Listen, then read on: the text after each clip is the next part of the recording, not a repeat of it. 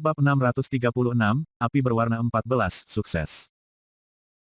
Sekarang Bai Xiaochun kembali ke penjara iblis, tidak masalah apa yang terjadi di luar.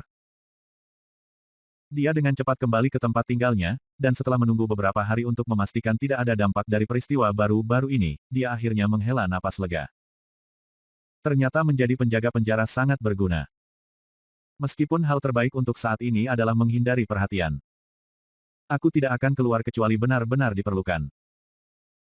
Menepuk-nepuk tasnya sambil memegang dengan penuh semangat, dia tidak bisa membantu tetapi merenungkan bahwa rencananya telah dieksekusi dengan sangat cemerlang. 3 klan besar merampokku, aku merampok mereka kembali. Seperti pepatah lama, perilaku yang tepat didasarkan pada timbal balik. Itu adalah prinsip dasar langit dan bumi. Petik 2 titik. Pada hari-hari berikutnya, ia melakukan patroli dengan regu 9 dan terus mengerjakan formula untuk nyala api 14 warna. Waktu berlalu. Suatu hari, dia akhirnya kembali ke sel sendirian. Sel blok D biasanya tempat yang keras dan sibuk. Setiap kali penjaga tidak hadir, tahanan berjubah abu-abu dan tahanan di tengkorak sama-sama akan melakukan apapun yang mereka inginkan. Bahkan ketika para penjaga hadir, sebagian besar tahanan mengabaikan mereka. Namun, instan Bai Xiaochun memasuki blokir, semuanya tenang. Begitu dia muncul, dia menggenggam tangannya di belakang punggungnya dan dengan megahnya mengumumkan, "Aku bertugas hari ini, jadi kalian semua berperilaku terbaik." Kata-katanya menyebabkan para tahanan berjubah abu-abu bergetar ketakutan. Banyak tahanan di sel tengkorak mengangkat alis mereka ketakutan. Inkuisitor gelap, itu gelap penyelidik Bai yang terkutuk.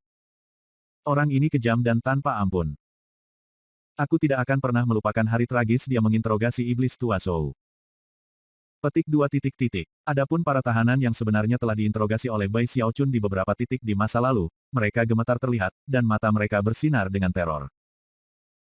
Semua sel blok D terdiam, dan ketika Bai Xiaochun lewat, tidak ada satu orang pun yang mengeluarkan suara sedikit pun.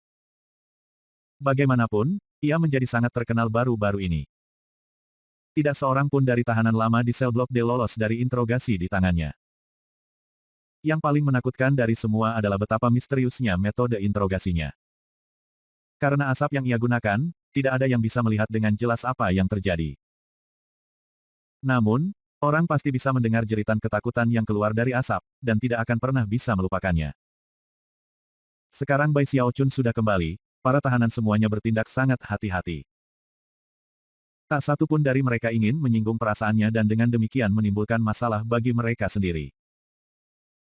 Karena itu, mereka semua tersenyum dengan hati-hati, dan sekelompok tahanan berjubah abu-abu berkerumun di sekelilingnya untuk menemaninya. Bai Xiaochun mengangkat dagunya sedikit dan menikmati tatapan kagum yang terfokus padanya, merenungkan bagaimana tidak peduli kemanapun dia pergi, dia selalu melonjak ke ketinggian tertinggi. Aku terlalu luar biasa, pikirnya. Ya, itu bukan tujuan aku. Aku seharusnya benar-benar tidak menonjolkan diri. Setelah beberapa saat, dia melambaikan tangannya untuk memberhentikan tahanan berjubah abu-abu, lalu berjalan-jalan sebentar. Akhirnya, dia menemukan dirinya di lokasi terpencil di mana dia telah bekerja pada sulap api sebelumnya, di mana dia duduk bersila. Tempat ini sempurna, banyak ruang untuk menyulap api. Mengangguk dengan puas, dia mengatur beberapa mantra pembatas, lalu melambaikan tangannya untuk mengirimkan awan asap. Kemudian, dia menutup matanya untuk bermeditasi. Setelah meninjau semua yang dia ketahui tentang nyala api 14 warna, dia membuka matanya dan memukul tasnya untuk memanggil pagoda penumpukan jiwanya. Kemudian, ekspresi yang sangat serius menutupi wajahnya ketika ia mulai bekerja pada menyulap api 14 warna. Ketika jiwa-jiwa mengalir ke tempat terbuka, ia melakukan gerakan mantra 2 tangan dan kemudian melambaikan jari-jarinya. Segera, jiwa-jiwa mulai menembak ke arah telapak tangannya, di mana mereka membentuk nyala api. Itu dimulai dengan 1 warna, yang dengan cepat ia menambahkan lebih banyak warna. Tak lama, dia memiliki nyala api 13 warna, dan pindah ke warna ke-14. Aku merasa sangat percaya diri untuk dapat berhasil dengan nyala api 14 warna. Yang perlu aku lakukan adalah membuat beberapa penyesuaian untuk menangani beberapa masalah acak. Aku katakan aku harus bisa membuatnya bekerja dalam 5 percobaan. Petik 2 titik. Segera, jiwa-jiwa mulai mengalir ke tangannya, mengalir ke dalam api. Dalam beberapa saat, warna lain muncul, yang ke-14. Tapi kemudian, Ekspresi Bai Xiaochun berkedip ketika nyala tiba-tiba berkedip. Sambil mengerutkan kening, dia melihat tangannya, dan kemudian menghasilkan sekelompok jiwa pendendam untuk melakukan percobaan lagi. 9 hari berlalu dengan cepat. Selama 9 hari itu, ia melakukan 4 upaya, yang semuanya gagal. Namun, dia tidak membiarkan itu mengecewakannya. Dia memiliki banyak jiwa untuk diajak bekerja sama, dan setiap kegagalan membawanya ke pemahaman yang lebih dalam. Pada hari ke-10 di dalam sel itu dia duduk bersila, matanya merah dan rambutnya berantakan, tetapi ekspresinya menunjukkan kegembiraan. Aku sudah menyelesaikan semua masalah. Kali ini, aku harus berhasil membuat nyala api 14 warna. Itu akan menempatkanku di puncak pangkat Necromancer Terestrial. Jika aku bisa membuat api 15 warna, maka aku akan menjadi ahli nujum surgawi. Hatinya membengkak dengan antisipasi, dia telah berada di Willens selama beberapa waktu sekarang, dan mengerti sedikit tentang ahli nujum. Jelas, bahkan klan besar memandang ahli nujum langit sebagai sangat kuat dan penting. Di luar itu adalah peringkat duniawi, yang bahkan lebih jarang. Mereka memiliki posisi yang sangat tinggi, mungkin tidak setinggi Raja Surgawi, tetapi jelas melampaui para dewa. Mata berbinar, dia mengambil napas dalam-dalam dan menenangkan diri. Semuanya berjalan sangat lancar, dia mulai dengan nyala api 1 warna dan bekerja hingga 13 warna tanpa henti. Kemudian, dia menjentikkan lengan bajunya, menyebabkan sekelompok besar jiwa pendendam terbang keluar. Akhirnya, dia berteriak, dan mengirim nyala api berwarna 13 menyebar ke lautan api. Jiwa-jiwa mulai mengalir ke dalam api 13 warna, suatu proses yang memakan waktu lebih sedikit daripada yang diperlukan setengah dupa untuk membakar. Pada saat itulah warna ke-14 muncul. Jantungnya berdebar kencang, tetapi tangannya tetap sangat stabil saat dia mengirim akal ilahi untuk mengendalikan berbagai hal. Api 14 warna perlahan mulai menyusut, selama waktu itu perhatiannya benar-benar terfokus pada tugas yang dihadapi.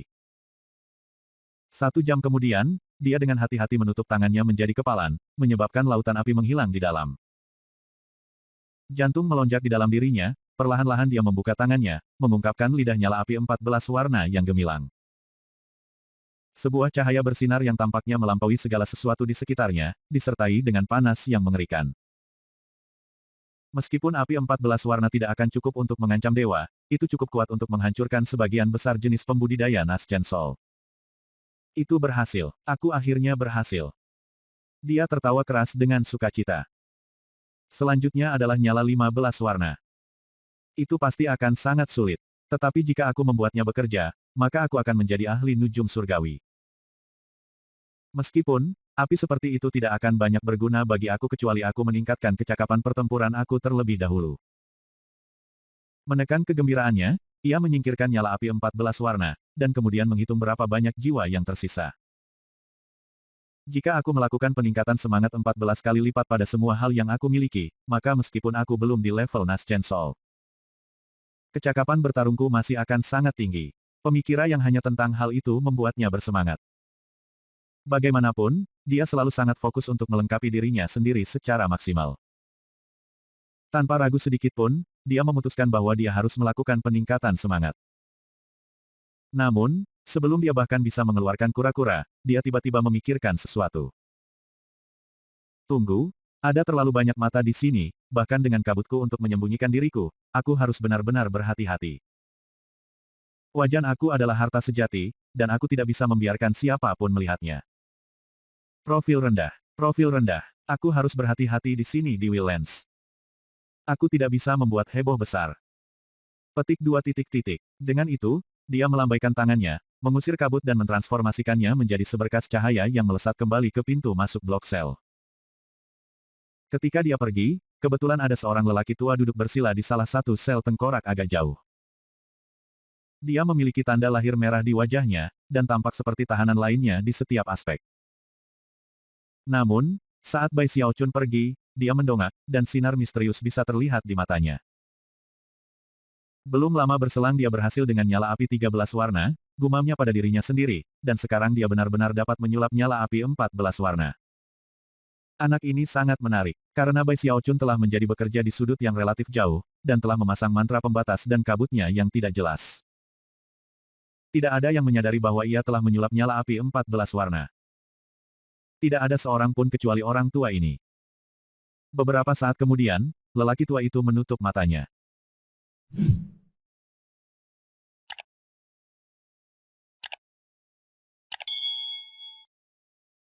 Bab 637, dilengkapi dengan harta karun.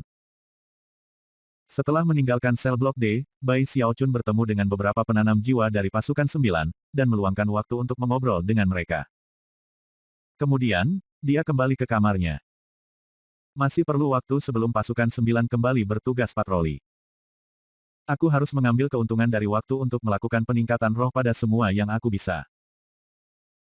Bai Xiaochun sebenarnya bisa memvisualisasikan pemandangan menakjubkan dirinya, dihiasi head tutu dengan item yang memiliki 14 kali lipat peningkatan roh. Dia akan bersinar seperti harta karun ajaib. Dia bahkan tertawa dengan bangga sebelum membuat formasi mantra dan mengambil tindakan pencegahan lain untuk memastikan privasinya. Selanjutnya dia menggunakan sejumlah besar jiwa pendendam di pagoda penimbunannya untuk menghasilkan lebih banyak lidah dari 14 api berwarna. Akhirnya, ia mengeluarkan kura-kura dan mulai bekerja melakukan beberapa peningkatan semangat. Hal pertama yang dia tingkatkan adalah Eternal Parasol. Setelah menerima peningkatan semangat ke-14, itu mengubah penampilan lagi. Wajah hantu di permukaan payung sekarang memiliki ekspresi misterius yang tampaknya tertawa dan menangis pada saat yang sama. Lebih jauh, pada dahi wajah hantu itu adalah tanda panjang yang berisi, bukan mata ketiga, tetapi wajah hantu lain. Melihatnya saja membuat Bai Xiaochun benar-benar terguncang. Langkah selanjutnya adalah peningkatan semangat 15 kali lipat. Itu akan menciptakan benda ajaib di tingkat dewa. Mata Bai Xiaochun bersinar cerah, dan dia menjilat bibirnya. Dia tahu bahwa sekali item menerima peningkatan semangat 15 kali lipat, itu akan memancarkan aura seperti deva. Barang-barang seperti itu langka bahkan di Wildlands. Bagaimanapun, terlepas dari seberapa banyak nyala api multiwarna yang ada di Wildlands, peluang keberhasilan ketika melakukan peningkatan semangat adalah sama. Karena itu, lebih umum melihat item level bawah, tetapi bukan item level lebih tinggi. Jika Bai Xiaochun benar-benar melengkapi dirinya dengan 14 kali lipat item yang disempurnakan, itu tidak akan menjadi sesuatu yang sama sekali tidak pernah terjadi di Wildlands. Namun, itu masih sangat mengejutkan. Setelah meningkatkan Eternal Parasol, dia melihat sekeliling untuk memastikan bahwa dia tidak menarik perhatian yang tidak diinginkan. Lalu melepaskan topengnya dan memperbaikinya sebelum mengenakannya kembali. Setelah itu, dia mulai mengerjakan item sihir lainnya. Dia meningkatkan busur Zhou Yixing, serta panah kuat yang telah dia kumpulkan. Dia juga meningkatkan pedang terbangnya, dan beberapa benda magis penting lainnya yang dia miliki. Pada suatu saat, dia teringat kembali bagaimana sutra dari klan besar telah mengenakan pakaian berharga. Tidak mau kalah, ia pergi ke melakukan penghinaan 14 kali lipat keterlaluan pada beberapa pakaian di tasnya memegang. Itu adalah tingkat kemewahan yang, jika tersebar luas tentangnya, akan menyebabkan orang menjadi gila. Akhirnya, Bai Xiaochun menemukan bahwa dia kehabisan hal untuk melakukan peningkatan semangat. Dia sekarang pada titik di mana orang-orang pasti akan menjadi gila jika mereka bisa melihat semua yang telah dia lakukan peningkatan. Dia sekarang sepenuhnya dilengkapi dengan 14 kali lipat item yang ditingkatkan. Pada titik ini, dia pasti bisa digambarkan sebagai bersenjata ke gigi. Jika aku bertemu dengan Patriark Bai Klan Deva sekarang, aku mungkin bisa membunuhnya jika aku benar-benar ingin. Tertawa dengan sungguh-sungguh, dia memeriksa jiwanya. Dan menemukan bahwa dia hanya melewati sedikit lebih dari setengah dari persediaannya. Meskipun aku tidak bisa meningkatkan basis kultivasi aku sekarang, kecakapan pertempuran aku jauh lebih tinggi dari sebelumnya. Jika aku hanya bisa menyulap nyala api 15 warna, dan dilengkapi dengan 15 item roh yang ditingkatkan, maka setiap deva yang menabrakku akan terperangah. Ya, itu yang terbaik. Kejutkan mereka sampai mati. Maka aku tidak perlu bertarung. Hahaha. Meskipun dia sangat senang, dia juga tahu bahwa memamerkan kekayaan seseorang adalah cara yang baik untuk mendapat masalah. Topengnya bisa menjaga rahasia level kekuatan umumnya, tetapi dia masih meluangkan waktu untuk menutupi desain emas pada semua itemnya. Dengan itu, ia duduk bersila dan menggunakan catatan penelitian Bai Hao untuk mulai merenungkan formula untuk nyala api 15 warna. Segera, 7 hari berlalu, selama waktu itu dia benar-benar fokus pada nyala api 15 warna. Untuk setiap klan ahli nujum, mampu menyulap nyala api 15 warna sangat penting. Meskipun catatan Bai Hao berisi informasi tentang nyala api 15 warna, informasi itu tidak lengkap. 15 api berwarna sangat sulit, sedemikian rupa sehingga selama 7 hari penelitian dan kontemplasi, Bai Xiaochun dibiarkan terpana. Jika seseorang menggunakan angka untuk menggambarkan perbedaan kesulitan antara nyala 14 warna dan nyala 15 warna, yang pertama akan memiliki tingkat kesulitan 10. Dan yang terakhir, 100. Menimbang bahwa nyala 15 warna 10 kali lebih sulit, itu berarti bahwa kedua jenis nyala itu terpisah jauh seperti langit dan bumi. Faktanya, nyala 15 warna seperti penghalang bagi hampir semua necromancer darat di Wildlands. Sukses dengan itu akan membuat seseorang menjadi ahli nujum surgawi, yang hanya ada beberapa lusin di seluruh Wildlands. Dari itu saja bisa dilihat betapa sulitnya nyala 15 warna untuk disulap. Sayangnya, tidak ada yang bisa dilakukan Bai Xiaochun selain itu untuk fokus pada penelitian dan augurinya. Akhirnya, ia mencapai titik cukup percaya diri untuk melakukan beberapa tes awal. Tetapi setelah 3 hari berlalu, dia akhirnya menarik rambutnya dengan frustrasi. Dia sekarang telah menghabiskan 10 hari penelitian dan peningkatan pada nyala api 15 warna, dan tidak memiliki apa-apa untuk ditunjukkan untuk itu selain kerutan. Pada saat itulah dia mendengar Kapten Pasukan 9 berbicara di luar, dan dia tampak sangat gembira. Keluar dari sini, Bai Hao. Sesuatu yang besar sedang turun. Petik 2. Mengernyit, Bai Xiaochun berjalan keluar dan menemukan Kapten berdiri di sana tampak sangat bahagia. Apa yang terjadi, Kapten? Kata Bai Xiaochun, menahan menguap. Apakah ada tahanan baru atau sesuatu? Tepat sekali, ini adalah tahanan baru. Namun, dia tidak dikirim ke sel blok D. Selain itu, orang yang meminta kehadiranmu mengenai tahanan baru ini adalah sipir itu sendiri. Dengan itu, dia meraih Bai Xiaochun dan mulai menyeretnya pergi.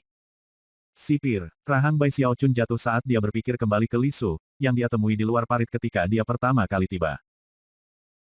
Mungkinkah itu karena Raja Hantu Raksasa tidak memperhatikan aku, klan Kai atau klan Bai berusaha menimbulkan masalah. Namun, mengingat betapa bahagianya sang kapten, itu sepertinya tidak mungkin. Berhenti di tempat, ia bertanya, Kapten, apa yang sebenarnya terjadi?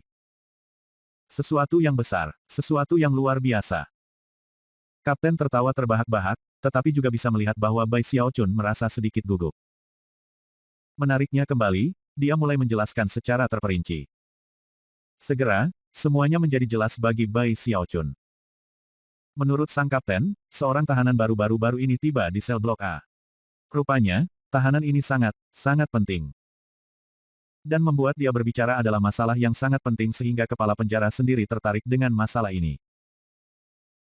Tahanan baru ini sangat bungkam, sedemikian rupa sehingga bahkan Inkuisitor gelap dari 4 blokir tidak bisa membuatnya berbicara sepatah kata pun.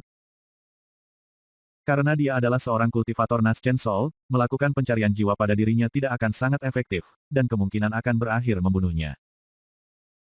Oleh karena itu, tahanan baru ini telah menjadi duri di sisi lembaga pemasyarakatan iblis secara keseluruhan. Sipir berada di bawah banyak tekanan karena situasi ini, dan telah menjadi marah beberapa kali karena itu.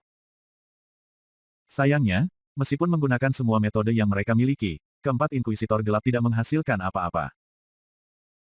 Setelah menemui jalan buntu, wakil kepala sipir sel blok D, Sun Peng, telah menunjukkan bahwa Bai Hao sangat ahli dalam melakukan interogasi. Dia bahkan menjelaskan bagaimana dia telah memaksa semua tahanan lama di sel blok D untuk memberikan informasi mereka. Biasanya, masalah yang penting ini tidak akan terungkap pada Bai Xiaochun. Namun, Li Su kehabisan pilihan, dan ketika Sun Peng menyebut Bai Hao, ia ingat bahwa ia agak penting. Menjadi putus asa, dia memutuskan bahwa dia mungkin juga memberikan suntikan Bai Hao ini. Bai, anakku, ini kesempatan bagus, kata sang kapten bersemangat. Jika kamu bisa membuat narapidana ini berbicara, kamu akan menjadi penyelidik gelap nomor 1 di lembaga pemasyarakatan iblis. Kapten memiliki kepercayaan penuh pada Bai Xiaochun. Dan yakin bahwa tidak ada seorang pun di dunia ini yang dapat tetap membisu di hadapannya. Meskipun menjadi Inkuisitor gelap nomor 1 tidak datang dengan penunjukan resmi, menurut aturan lembaga pemasyarakatan iblis, selama keempat blokir setuju tentang masalah ini. Maka itu akan menjadi resmi, Inkuisitor Gelap nomor 1 memiliki posisi tepat di bawah kepala sipir, dan sama kuatnya dengan wakil sipir. Jika kamu berhasil, kamu akan mencapai kenaikan meteor. Bahkan, kamu akan bisa mendapatkan akses ke kekayaan tahanan lama di 3 blok sel lainnya. Ketika itu terjadi, jangan lupa tentang pasukan lama kamu di sel blok D. Berbicara dengan penuh semangat sepanjang waktu, Kapten menyeret Bai Xiaochun ke arah sel blok A. Sekarang Bai Xiaochun mengerti segalanya, dia menghela nafas lega. Selama klan Bai dan Kai tidak datang untuknya, dia tidak perlu takut. Faktanya, mengingat itu hanya masalah interogasi, dia tidak khawatir sama sekali. Ah, ini bukan apa-apa. Jangan khawatir, Kapten, tidak ada rahasia yang tidak bisa aku ungkapkan. Sambil mengangkat dagunya dengan bangga, dia bergegas bersama dengan Kapten menuju sel blok A. Sel blok A terlihat sangat mirip dengan sel blok D. Namun, itu jauh lebih besar, dan juga jauh lebih menyeramkan. Itu dipenuhi dengan aura dingin dan menakutkan, dan tempat para penjaga dipenuhi dengan fluktuasi jiwa yang kuat. Jelas, berlatih kultivasi di sini akan sangat bermanfaat. Di alun-alun di tengah sel blok A, ada tengkorak besar berisi seorang pria paruh baya dalam pakaian compang camping. Ada orang lain di dalam sangkar, yang memegangi pria itu di leher, namun napi itu masih memiliki pandangan jijik di matanya. Untuk beberapa alasan, dia tampak akrab dengan Bai Xiaochun. Cukup sekelompok orang telah berkumpul di luar kandang. Ada Sun Peng dari sel blok D, yang diapit oleh 3 pria tua yang tampak menyeramkan, yang tidak lain adalah wakil sipir dari blokir lain. Ada 4 pembudidaya juga, beberapa dari mereka sudah tua, beberapa dari mereka masih muda. Namun, tanpa kecuali, mereka semua memiliki aura dingin dan menyeramkan. Tampaknya seperti berjalan ke tengah-tengah mereka akan seperti berjalan ke lubang ular beludak. Bai Xiaochun hanya mengenali satu di antara kelompok 4, dia menjadi inkuisitor gelap sel blok D. Berdasarkan itu, tampak jelas bahwa 3 lainnya adalah inkuisitor nomor 1 dari blokir lain. Inkuisitor gelap. Selain mereka, sekelompok besar penjaga sel blok A hadir. Selain semua orang yang disebutkan sejauh ini, ada orang yang memegang leher tahanan. Dia tak lain adalah sipir Li Su. Ketika Li Su merasakan kedatangan baru, ia melonggarkan cengkeramannya pada tahanan dan berbalik untuk melihat Bai Xiaochun. Sorot matanya sekejam serigala dan setajam pisau.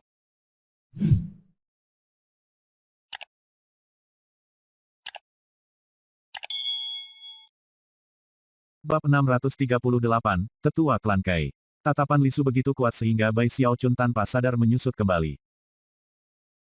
Meskipun Li Su bukan deva, dia berada di lingkaran besar tahap jiwa Naschen, dan ditambah dengan fakta bahwa dia adalah sipir penjara iblis. Itu membuatnya tampak seperti tipe individu yang menyeramkan yang bisa meletus dengan luar biasa kekuatan setiap saat. Bai Hao, jika kamu bisa membuat tahanan ini berbicara, kamu akan dinamai inkuisitor gelap nomor 1 di penjara iblis. Dan jika kamu tidak bisa, maka kamu bisa keluar dari sini dan mencari tahu bagaimana menangani masalah kamu sendiri tanpa bantuan kami. Kesabaran Li Su jelas telah berkurang tipis dalam beberapa hari terakhir. Selain itu, dia hanya punya 2 hari lagi untuk mendapatkan informasi yang dia butuhkan dari tahanan ini, kalau tidak dia akan berada dalam masalah besar. Itu hanya meningkatkan rasa jengkelnya. Selain itu, ia harus berhati-hati untuk tidak membunuh tahanan khusus ini. Lagi pula, beberapa penyelidikan diam-diam telah mengkonfirmasi bahwa itu adalah Raja Hantu Raksasa sendiri yang telah mengeluarkan perintah agar tahanan dikirim ke sini untuk diinterogasi. Ketika Kapten Pasukan 9 mendengar permintaan sipir, wajahnya jatuh. Sun Peng juga terkejut. Bagaimanapun, Sun Peng telah merekomendasikan Bai Hao, namun, Li Su tampaknya mengubah situasi yang seharusnya menjadi situasi yang baik menjadi sebaliknya. Bai Xiaochun berhenti di tempatnya, alisnya berkerut saat dia memandang Li Su. 3 wakil sipir lainnya dan inkuisitor gelap semuanya memandang dengan wajah tanpa ekspresi. Namun, di dalam, sebagian besar dari mereka terkekeh dingin, terutama para inkuisitor gelap dari 3 blok sel lainnya. Mereka semua adalah orang-orang yang bangga, dan mempertimbangkan bahwa mereka telah gagal dengan interogasi mereka sendiri, mereka yakin bahwa memanggil Pang muda ini adalah buang-buang waktu. Bisakah kamu membuatnya bicara? Jika tidak, maka kamu bisa keluar dari lembaga pemasyarakatan iblis seketika ini juga. Suara Li Su dingin dan tirani, dan disambut dengan sunyi senyap oleh semua orang di ruangan itu. Sun Peng menghela nafas dalam-dalam, dan Kapten Regu 9 gemetar, dan tidak berani berbicara. Bai Xiaochun tidak senang dengan situasinya. Dia tahu bahwa Li Su tidak begitu menyukainya, tetapi sepertinya dia tidak meminta untuk datang ke sini.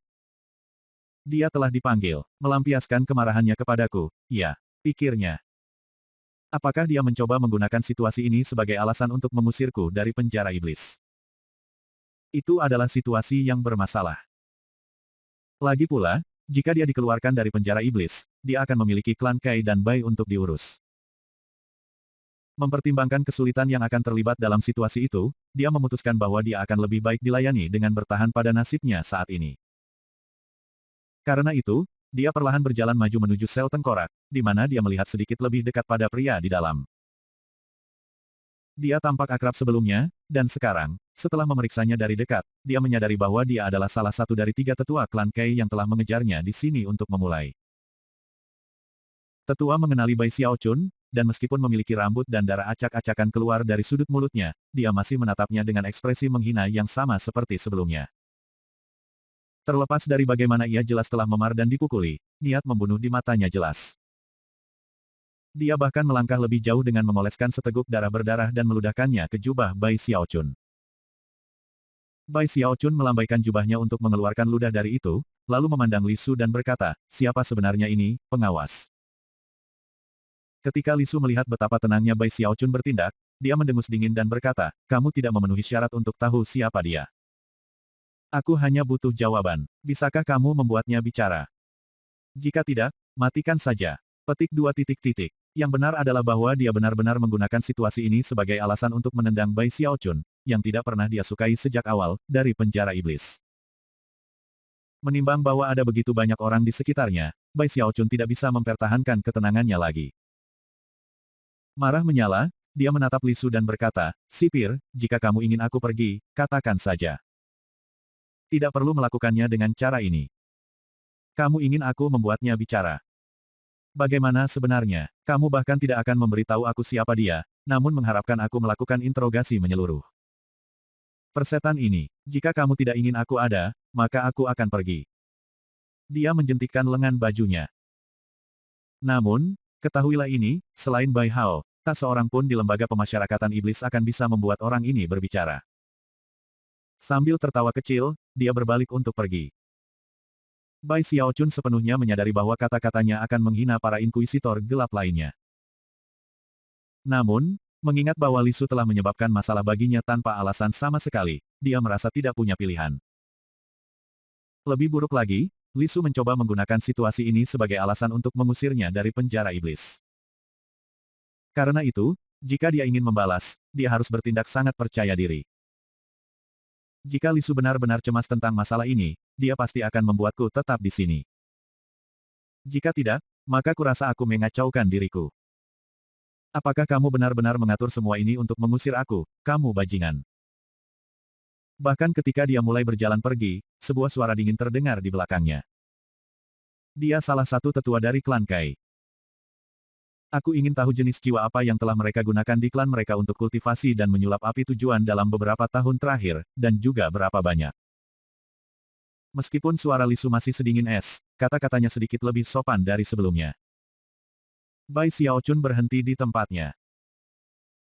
Berdasarkan apa yang baru saja dikatakan Li Su, sepertinya dia benar-benar menginginkan jawaban atas pertanyaan-pertanyaan itu, dan tidak hanya menggunakan situasi untuk menargetkan Bai Xiaochun. Seorang tetua dari klan Kai, pikirnya, ditangkap dan dibawa ke lembaga pemasyarakatan iblis. Dia menatap pria di dalam sangkar, dan tiba-tiba. Banyak potongan teka-teki saling berhimpitan di benaknya. Jenis jiwa apa, dan berapa banyak? Katanya keras-keras. Tampaknya tidak ada makna tersembunyi untuk pertanyaan itu. Kesulitannya terletak pada memastikan bahwa sesepuh klan Kai tidak menyembunyikan informasi apapun, atau memberikan informasi yang salah. Terdengar sedikit kesal, Li Su berkata, logam, kayu, air, api, bumi, itulah 5 sifat berbeda yang dapat dimiliki jiwa. 4 inkuisitor gelap lainnya semuanya menanyakan pertanyaan ini sebelumnya, dan masing-masing keluar dengan jawaban yang berbeda. Karena itu, kamu perlu mendapatkan bukti bahwa jawaban yang diberikannya benar. Adapun cara kamu membuktikan itu akan tergantung pada keahlian kamu. Petik 2 titik titik. Bai Xiaochun berjalan kembali ke sel tengkorak dan menatap sesepuh klan Kai. Jelas, jika dia bergerak lebih lambat ketika pria ini dan dua sesepuhnya mengejarnya baru-baru ini, mereka akan membunuhnya. Karenanya, dia tidak merasakan sedikit pun belas kasihan untuk pria itu. Satu hal yang dia pelajari pada waktunya di penjara iblis adalah bahwa walaupun tiga klan besar tampaknya bersekutu satu sama lain, itu sebagian besar karena faktor eksternal, di mana mereka memiliki sedikit kendali. Kemudian dia berpikir kembali bagaimana Raja Hantu Raksasa menyelamatkannya dari Bai Klan, dan tiba-tiba, sebuah ide baru terbentuk di benaknya. Raja Hantu Raksasa jelas tidak cocok dengan tiga klan besar. Tapi apa yang membuat ketiga klan itu berpikir mereka bisa berkelahi dengan setengah dewa? Dan mengingat tingkat basis budidaya Raja Hantu Raksasa, mengapa dia tidak menghapus mereka dari peta? Bai Xiaochun sangat ingin tahu jawaban untuk pertanyaan ini. Menimbang bahwa Li Su berdiri di sana menunggu jawaban, Bai Xiaochun tahu dia tidak punya pilihan dalam masalah ini. Jika dia ingin bertahan hidup di Willlands, dia harus memilih satu sisi. Raja Hantu Raksasa, atau tiga klan besar. Begitu dia membuat pilihan, dia harus menaatnya. Pada akhirnya, dia tidak perlu menghabiskan banyak waktu memikirkan pilihan mana yang harus dipilih. Mata berkedip-kedip dengan cahaya dingin, dia membuka pintu sel dan melangkah masuk. Pada saat yang sama, ia mengirim asap hitam yang mengalir keluar dari telapak tangannya, yang menyebar ke dalam sel dan membuatnya tidak mungkin untuk melihat ke dalam. Bahkan Li Su, yang berada di lingkaran besar tahap Nas Chen Sol, bisa melihat melewati kabut yang tidak terlihat yang bisa dibuat topeng Bai Xiaochun. Inkuisitor gelap sel blok D akrab dengan Bai Xiaochun, dan berdiri di sana diam-diam. Adapun inkuisitor gelap lainnya, mereka semua berpikir bahwa Bai Xiaochun terlalu memikirkan dirinya sendiri, dan tertawa lebih dingin dari sebelumnya. Sambil tersenyum dingin, mereka mulai mengirimkan percakapan di antara mereka sendiri. Dia hanya sengaja membingungkan. Mari kita lihat keterampilan apa yang seharusnya dia miliki. Apakah dia benar-benar berpikir dia bisa membuat orang ini berbicara ketika kita tidak bisa? Petik 2 titik titik. Bahkan tidak perlu memikirkan pertanyaan itu. Tentu saja dia hanya bertindak. Dia pasti akan datang dengan jawaban acak. Petik 2 titik titik. Salah satu dari kami pasti sudah mendapatkan jawaban yang benar darinya. Benar-benar tidak perlu bagi sipir untuk bertanya lagi. Petik 2 titik titik. Li Su mengerutkan kening, tetapi dalam kecemasannya, yang ia pedulikan hanyalah Bai Xiaochun mendapatkan jawaban yang benar. Selama dia mendapatkan kebenaran dari tetua klan Kai, Li Su bisa menerima situasi apapun. Di dalam sel, Bai Xiaochun menatap tetua klan Kai dan menghela nafas. Katakan saja apa yang ingin aku ketahui, katanya. Lagi pula, ketika aku bertanya, aku bahkan menakuti diriku sendiri. Mata menyala dengan niat membunuh, sesepuh klan meludahi Bai Xiaochun dan kemudian berkata, jika kamu tidak berlari secepat kamu lakukan, kamu bajingan kecil. Maka aku akan menghancurkan kamu sampai mati. Sekarang setelah kamu memprovokasi klan Kai, kamu telah menjamin kematian dini untuk diri sendiri. Petik 2 titik titik. Apakah benar-benar menyenangkan untuk berkeliling meludahi orang sepanjang waktu? Kata Bai Xiaochun. Kesal karena diludahi 2 kali, dia menamparkan tasnya untuk menghasilkan beberapa pil afrodisiak. Bibirnya bungkam. Mari kita lihat apakah kamu berani tutup mulut setelah ini. Petik 2 titik titik. Di luar sel, cukup waktu berlalu untuk sedikit kurang dari setengah dupa untuk dibakar. Kemudian, jeritan serak bergema yang tampaknya mengandung emosi terpendam. 3 inkuisitor gelap itu terkejut, dan dengan cepat mulai mengirimkan percakapan lain. Dari sifat jeritan, sepertinya Bai Hao ini memang memiliki sedikit keterampilan. Namun, untuk membuat orang melolong dalam mode terpendam seperti ini adalah sesuatu yang bisa kita lakukan dengan mata tertutup. Petik 2 titik titik. Jelas, mereka masih merendahkan seperti sebelumnya. Adapun Kapten Pasukan 9, begitu dia mendengar teriakan itu, matanya bersinar. Pada saat ini, dia merasa seolah-olah semua kepercayaannya sedang dikonfirmasi. Ekspresi Li Su masih suram, tetapi di dalam, dia dengan cemas merenungkan potensi kerugian dan keuntungan. Bahkan ketika pikiran yang berbeda mengalir dalam benak setiap orang, jeritan dari dalam sel tumbuh lebih intens, dipenuhi dengan kemarahan yang tak terlukiskan. Kamu akan mati kesakitan, Bai Hao. Aku akan membunuh kamu. Jika kamu tidak cukup cepat terakhir kali, aku akan merobek kamu berkeping-keping. Petik 2 titik. Rupanya, sesepuh klan Kai sedang mencoba menggunakan metode kutukan kemarahan ini untuk mengurangi rasa sakit dan siksaan yang tak terlukiskan yang dia alami. Ah, jeritan semakin intensif selama 1 jam penuh. Semua orang di luar sel terengah-engah, dan untuk 3 inkuisitor gelap, mereka terus bertukar pandangan kaget. Mata sipir Lisu bersinar terang, dan ada sedikit kebutuhan untuk menyebutkan penjaga sekitarnya dari sel blok A. Semua orang benar-benar terkejut. Apa sebenarnya yang dilakukan Bai Hao di sana? Bagaimana dia bisa memancing jeritan emosi yang terpendam seperti itu? Petik 2 titik. Surga, bahkan suaranya saja sangat menusuk tulang. Petik 2 titik. Yang lebih mengerikan adalah bahwa, terlepas dari berapa banyak waktu yang telah berlalu, jeritan hanya terus tumbuh lebih pahit, dan kekuatan hidup korban sebenarnya tumbuh lebih berlimpah.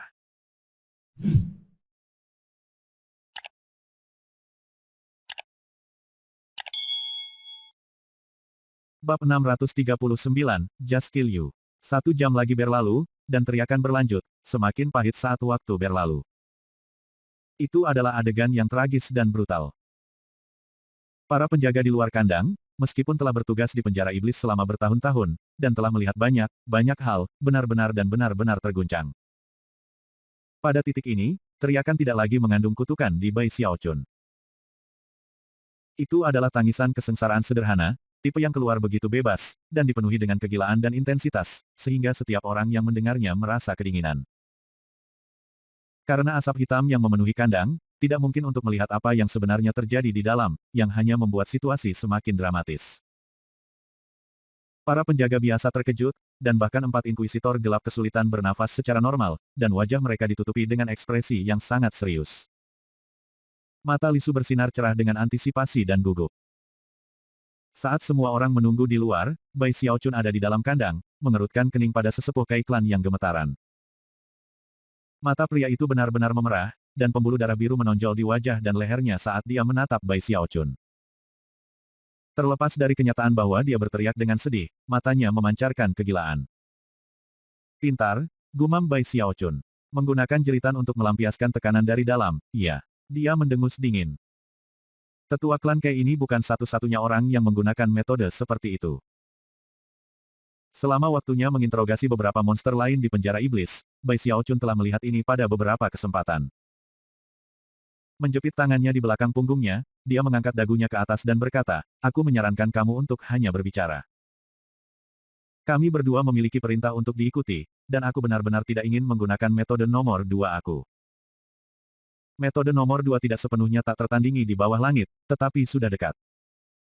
Petik 2 titik. Lepaskan. Sesepuh klan klaim raung, ekspresinya ganas, seolah-olah dia ingin memakan Bai Xiaochun hidup-hidup. Dia bahkan melangkah lebih jauh untuk mengeluarkan gumpalan darah berlumuran darah lainnya. "Bajingan tua," kata Bai Xiaochun dengan tatapan tajam. "Baik, saatnya menunjukkan metode nomor 2. Tangan kanannya berkedip dengan gerakan mantra, dan dia melambaikan jarinya ke tetua, menyebabkan tanda pemeteraian menempel ke mulutnya. Begitu mulut si tetua tersegel, dia tidak lagi bisa mengeluarkan satu teriakan. Semuanya sekarang terjebak di dalam dirinya. Metode ini membuatnya tidak mungkin baginya untuk melampiaskan melalui menjerit. Seketika si tetua mulai bergetar hebat. Matanya menjadi lebih merah daripada sebelumnya, dan saat dia berjuang, dia merasakan sensasi seperti api yang membara di dalam dirinya. Sial baginya, tidak ada cara untuk melepaskan api itu. Dia mulai berkeringat deras. Rasanya seperti dia berdua dibakar hidup-hidup dan secara bersamaan diinjak-injak oleh semut yang tak terhitung jumlahnya. Sensasi itu hampir mustahil untuk dilukiskan dengan kata-kata. Pemandangan itu menyebabkan wajah Bai Xiaochun berkedut, dan jantungnya berdebar. Namun, pria ini berusaha mengejarnya dan membunuhnya. Selanjutnya, Bai Xiaochun bekerja untuk Raja Hantu Raksasa sekarang, dan menunjukkan belas kasihan dalam situasi ini tidak hanya akan membuat kemarahan orang-orang di atasnya, tetapi juga bisa membuatnya terbunuh. Terkadang dalam hidup kamu hanya perlu membuat beberapa kompromi, pikirnya. Menghela nafas, dia berjongkok di depan tetua klan Kai dan berkata, "Bicara saja, oke. Jika kamu tidak membuat segalanya menjadi sulit bagi aku, maka tentu saja aku tidak akan membuat segalanya menjadi sulit bagi kamu. Itu akan lebih baik di sekitar. Yang ingin aku tahu adalah berapa banyak jiwa yang telah digunakan klan Kai dalam beberapa tahun terakhir, dan tipe apa." Ini pertanyaan sederhana. Saat Bai Xiaochun berbicara, kegilaan di mata sesepuh Kai Klan tumbuh lebih intens. Tatapannya begitu brutal sehingga sepertinya dia akan dengan senang hati mati jika itu berarti bisa membawa Bai Xiaochun bersamanya. Mengernyit, Bai Xiaochun berdiri dan melangkah mundur beberapa langkah. Semua orang di luar sel terus mengamati, terkejut bahwa teriakan itu berhenti, hanya untuk digantikan oleh dengusan teredam. Para penjaga biasa hadir bukan inkuisitor, dan karenanya tidak menyadari implikasi serius dari keheningan. Karena itu, mereka hanya terkejut. Namun, keempat murid inkuisitor gelap mengerut, dan mereka saling bertukar pandangan serius. Membuat para tahanan berteriak adalah sesuatu yang dilakukan oleh inkuisitor biasa. Tapi mencegah mereka berteriak adalah level yang sama sekali berbeda. Petik 2. Banyak orang memahami kebenaran umum itu, tetapi sulit untuk memahami dengan tepat bagaimana dan kapan menggunakan metode seperti itu. Sulit untuk mengatakan bagaimana Bai Hao ini melakukannya, tetapi teriakan sebelumnya jelas mengandung tekanan terpendam yang perlu dibuang. Sekarang, dia pada dasarnya terhubung dengan gunung berapi. Lain kali meletus, itu akan mengejutkan. Kami meremehkan Bai Hao ini. Petik 2. Mata Lisu bersinar terang. Sebagai kepala penjara, dia tahu banyak tentang metode para inkuisitor, dan karena itu, tidak bisa menahan diri untuk tidak gemetar. Mendengus teredam terus selama lebih dari 2 jam sebelum berhenti. Pada saat itu, kelompok di luar sel tidak bisa menahan guncangan dalam ketidakpastian tentang apa yang terjadi. Di dalam sel, Bai Xiaochun menatap kaget pada sesepuh klan Kai, yang bergetar dan bergerak, kulitnya merah cerah. Terlepas dari kegilaan di matanya, dia masih sadar akan sekelilingnya. Menghela nafas, Bai Xiaochun menatap pria itu dengan tulus dan berkata, "Kamu bertahan lebih lama dari siapapun yang pernah aku lihat. Baiklah, dengarkan. Aku memiliki metode nomor 3, tetapi aku benar-benar tidak ingin menggunakannya. Mengapa kamu tidak memberitahu aku apa yang kamu ketahui?" Tetua Kai Klan menatapnya dan mengangguk. Bai Xiaochun terkejut, tetapi dengan cepat melangkah maju dan melakukan gerakan mantra untuk melepaskan segel dari mulut tetua itu. Tetua langsung batuk seteguk darah, yang diarahkan ke Bai Xiaochun. Lalu, dia mengeluarkan lolongan manik yang dipenuhi tawa gila. "Apakah hanya itu yang kamu miliki, Bai Hao? Mengapa kamu tidak mencoba ukuran ini? Aku akan memberitahu kamu sesuatu yang mungkin tidak kamu ketahui. Kamu tahu siapa yang benar-benar membunuh ibumu? Itu adalah putri klan Kai.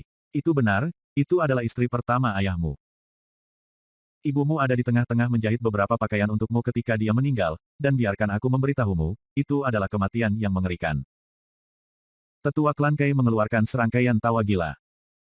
Adapun Bai Xiaochun, tremor berlari melewatinya. Ibumu juga bukan satu-satunya yang mati. Seluruh klannya dimusnahkan, setiap yang terakhir. Bahkan gadis pelayan lainnya yang berteman dengan ibumu dieksekusi. Satu-satunya alasan kamu tidak terbunuh adalah karena kamu memiliki darah Bai Klan di dalam kamu. Ibumu adalah seorang gadis pelayan, bukan siapa-siapa yang tidak berguna. Jika dia tidak pernah hamil, itu tidak masalah, tetapi dia tidak hanya hamil, dia berani terus hidup sesudahnya. Itu layak untuk hukuman mati.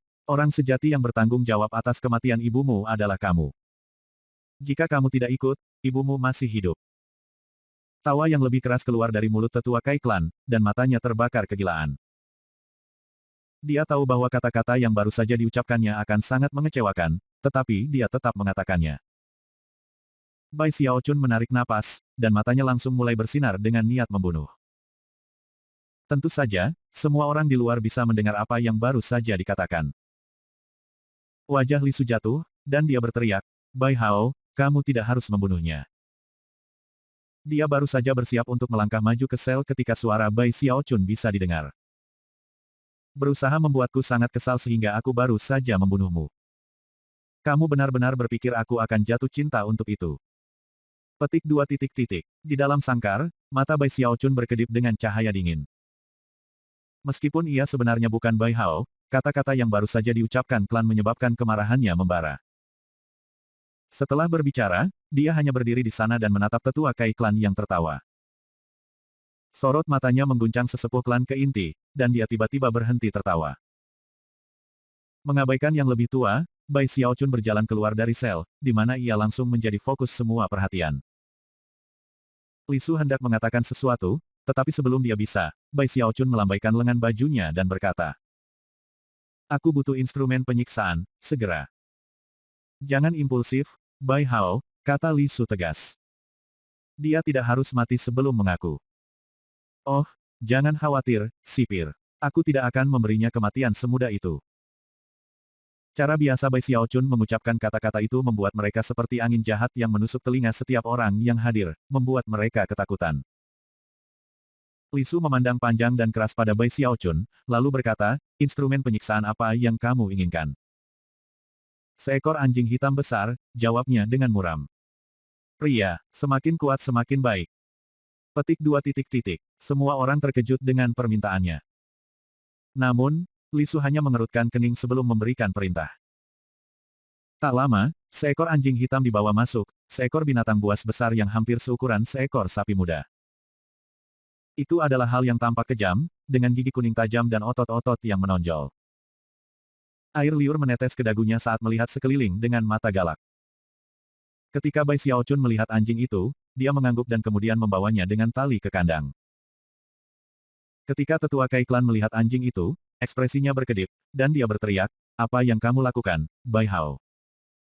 "Oh, tidak apa-apa. Kamu menolak memberitahu aku apa yang kamu ketahui, bukan?"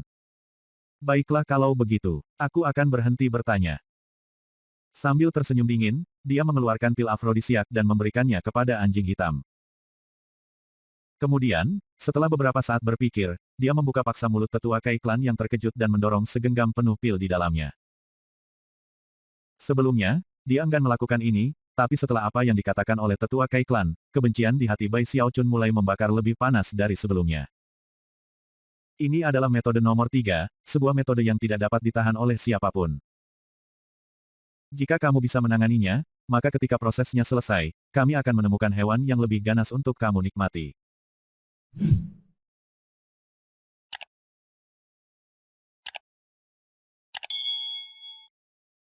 Bab 640, Raja Hantu Raksasa Yakin. Melihat anjing hitam yang menggeram itu menghantam rasa takut yang mendalam di hati sesepuh klan Kai. Selain itu, karena pil afrodisiak dalam jumlah besar yang baru saja dimasukkan ke dalam mulutnya, dia dapat mengatakan bahwa dia akan kehilangan kendali atas dirinya sendiri. Fakta bahwa Bai Xiaochun belum melepaskan anjing itu menyebabkan hati si tua dipenuhi dengan sensasi siksaan yang mendalam. Dia sudah menyesal sengaja membuat kesal Bai Xiaochun. Untuk pertama kalinya, ekspresi keraguan muncul di mata si tua-tua. "Dengar, mari kita bicarakan semuanya, Bai Hao." "Aku bisa." Sebelum dia bisa mengatakan hal lain, Bai Hao menyela, "Aku tidak ingin mendengarnya." Lalu ia melepaskan cengkeramannya pada tali anjing. Anjing itu segera melolong dan menerkam sesepuh klan Kai. Kerumunan orang berkumpul di luar sel lalu mendengar teriakan yang belum pernah mereka dengar sebelumnya sepanjang hidup mereka. Kepahitan melampaui segala jeritan yang bahkan bisa mereka bayangkan. Itu adalah jeritan yang tampaknya mengandung jenis rasa sakit paling hebat yang mungkin. Para penjaga sel blok A semuanya terengah-engah dan gemetar, dan masing-masing dari mereka memikirkan hal yang sama, jangan pernah memprovokasi Bai Hao.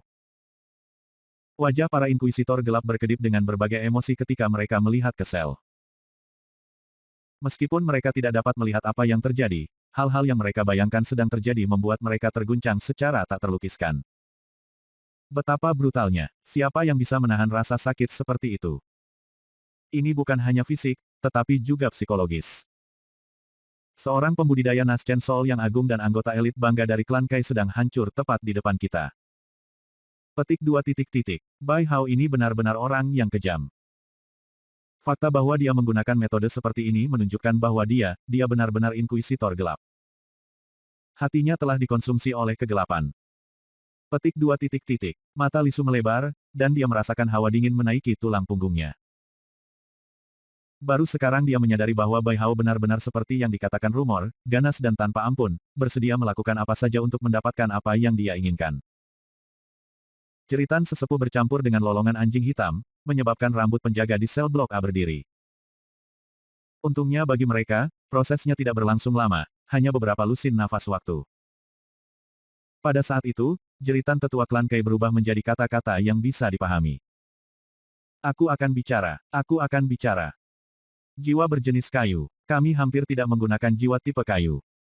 Hampir tidak ada. Hentikan. Buat itu berhenti. Tidak hanya sesepuh klan-klan mengungkapkan informasi yang diminta Li Su, dia mulai mengungkapkan lebih banyak informasi atas kemauannya sendiri.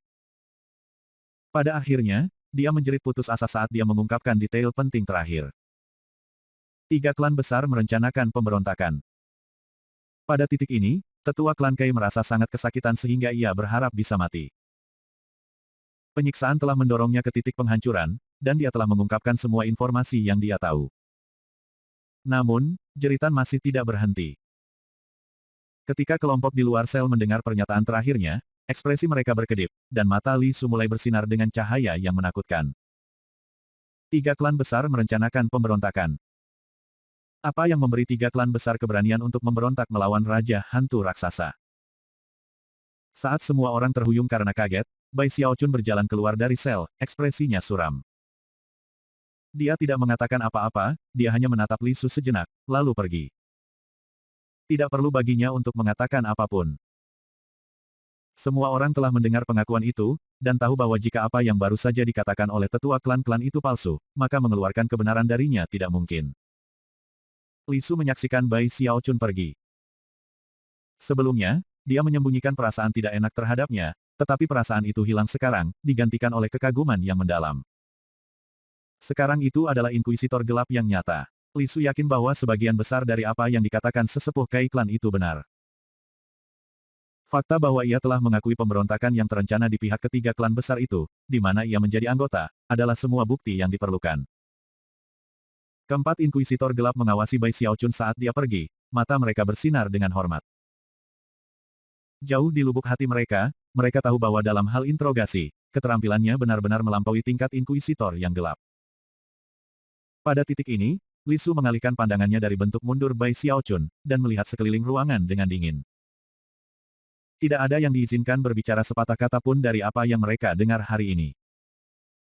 Wakil sipir segera menyadari gawatnya situasi, dan mulai mengeluarkan perintah lebih lanjut. Lembaga pemasyarakatan iblis beroperasi pada tingkat yang relatif otonom, dan jika mereka ingin mencegah informasi pergi, itu adalah hal yang relatif sederhana.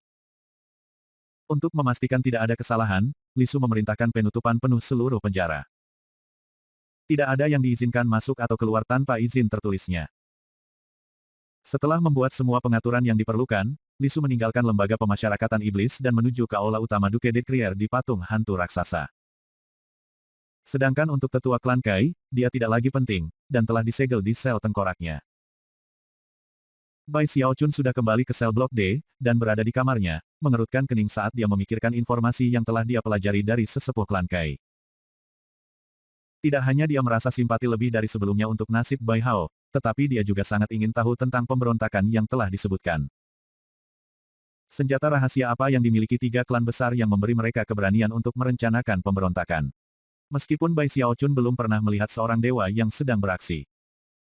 Dia tahu bahwa perbedaan antara dewa dan dewa sangat besar. Sebagai contoh, di Sekte Polaritas Langit Berbintang, ada banyak dewa, tetapi hanya satu ahli setengah dewa. Seorang dewa dapat menghancurkan dewa dengan impunitas. Namun, 3 klan besar Giant Ghost City bersedia memberontak melawan setengah dewa. Yang jauh lebih penting adalah kenyataan bahwa daerah ini adalah rumah bagi semua klan mereka. Jika mereka berencana untuk memberontak, maka mereka harus membunuh dewa itu jika mereka berharap untuk bertahan hidup. Jelas ada beberapa rahasia besar yang tidak aku sadari. Mungkinkah ada konspirasi yang sedang terjadi yang menyebabkan Raja Hantu Raksasa menahan diri untuk tidak mengambil tindakan? Bai Xiaochun merasa bingung tentang situasinya seolah-olah dia sedang mencoba mempelajari bunga di kabut. 3 klan besar harus memiliki sesuatu yang memberi mereka kepercayaan diri untuk berhasil. Tapi apa? Saat Bai Xiaochun tenggelam dalam pikirannya, Li Su menawarkan busur yang dalam kepada Duke de Crier di aula agungnya di patung hantu raksasa. Duke de Crier, aku di sini untuk melaporkan tentang berapa banyak jiwa klan Kai. Sebelum Li Su bahkan bisa menyelesaikan hukumannya, Duke de Crier menyela, jangan bilang. Aku akan membawamu langsung ke Yang Mulia Raja.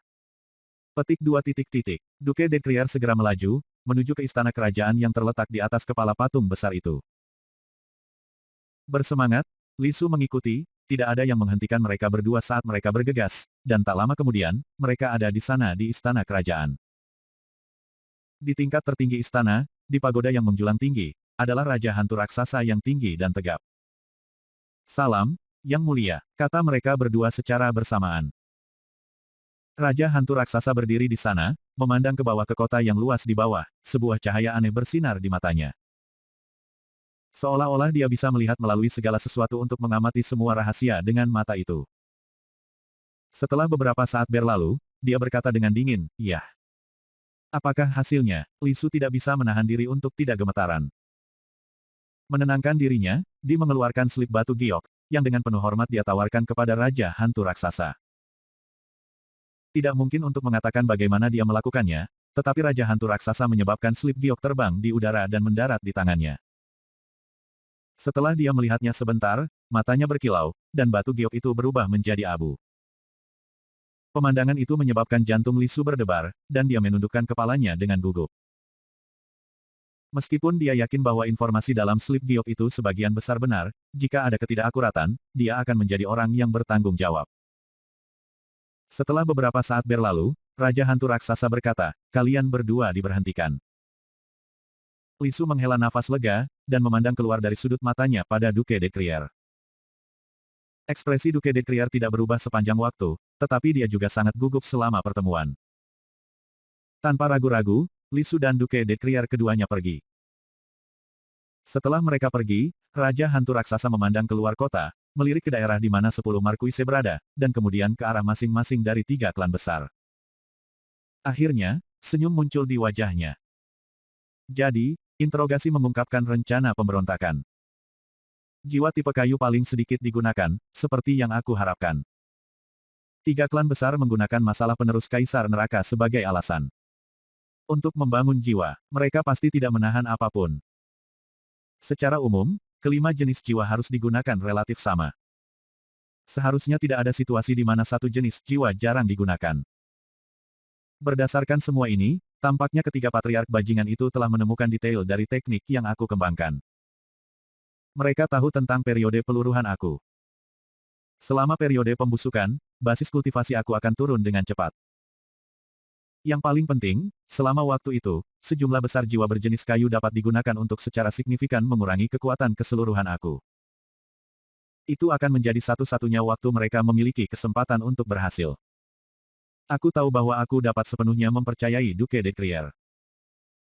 Namun, seperti untuk 4 adipati lainnya, dan 10 markuise, aku sangat penasaran untuk melihat mana yang memiliki niat jahat. Kali ini, kita akan mencari tahu sekali dan untuk selamanya. Raja Hantu Raksasa tersenyum lebar, dan sentuhan cemoohan bisa terlihat di matanya. Sejauh yang dia ketahui, ketiga klan besar, serta bawahannya, 5 adipati dan 10 markuise, semuanya seperti serangga. Bai Hao ini tidak buruk, meskipun senang menyebabkan masalah, memiliki bakat luar biasa dalam menyulap api. Sambil tersenyum, Raja Hantu Raksasa terus merenungkan bagaimana menggunakan Bai Hao sebagai bidak dalam permainan kecilnya.